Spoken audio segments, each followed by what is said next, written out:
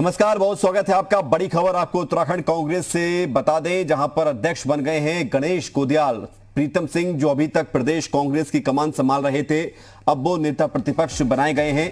हरीश रावत, पूर्व मुख्यमंत्री, उत्तराखंड कांग्रेस में वरिष्ठ नेता, जिन्हें अब चुनाव प्रचार कमेटी का प्रमुख बनाया गया है। 4 लोगों को बनाया गया है कार्यकारी अध्यक्ष। भुवन कापड़ी, तिलक राज बहेड़, जीतराम और रंजीत रावत को कार्यकारी अध्यक्ष बनाया गया है। हरीश रावत के चेहरे पर लड़ा जाएगा 2022 का चुनाव। और आपको ये बता दें कि जी यूपी उत्तराखंड ने आज ये जानकारी भी दी थी कि उत्तराखंड में कांग्रेस पंजाब वाला फॉर्मूला लागू कर सकती है, और हुआ भी वैसे ही। तो बड़ी खबर है, जी यूपी उत्तराखंड की जानकारी खबर पर मोहर लगी है। प्रीतम सिंह नेता प्रतिपक्ष होंगे। गणेश गोदियाल अब प्रदेश अध्यक्ष की जिम्मेदारी संभालेंगे। प्रीतम सिंह अब तक प्रदेश अध्यक्ष थे और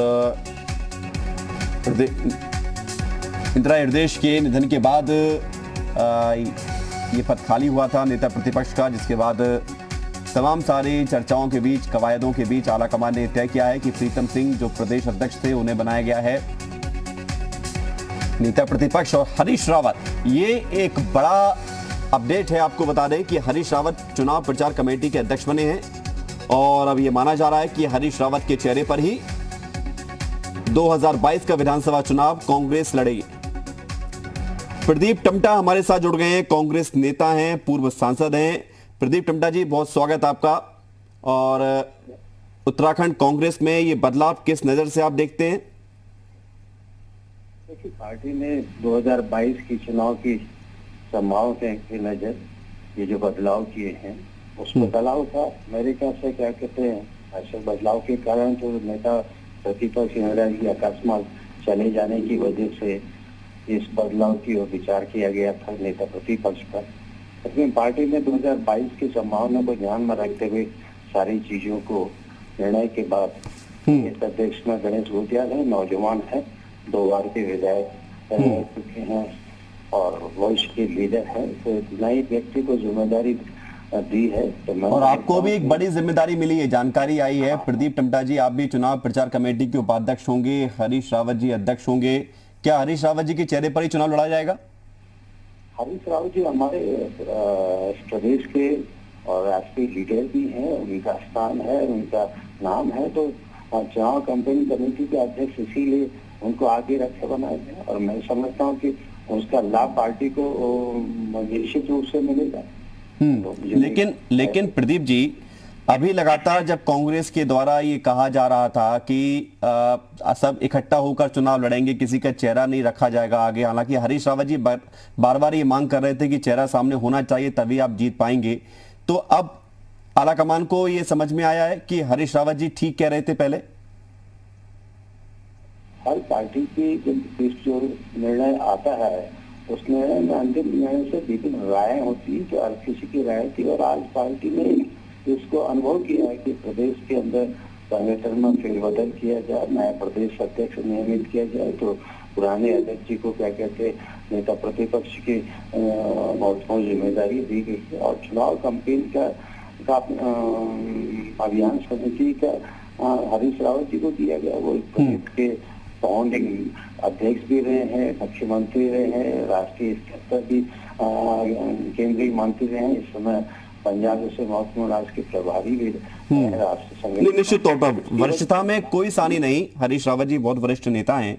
लेकिन प्रदीप टमटा जी, क्या कांग्रेस में जो गुटबाजी की खबरें चलती हैं, जो तस्वीरें कई बार सामने आती हैं, आपको लगता है कि संगठन में इस तरह से बदलाव जब हो गया है, 4 कार्यकारी अध्यक्ष बनाए गए हैं, पंजाब वाला फॉर्मूला लागू किया गया है, ऐसा कहा जा रहा है, इससे कांग्रेस उभर पाएगी, गुटबाजी खत्म हो जाएगी?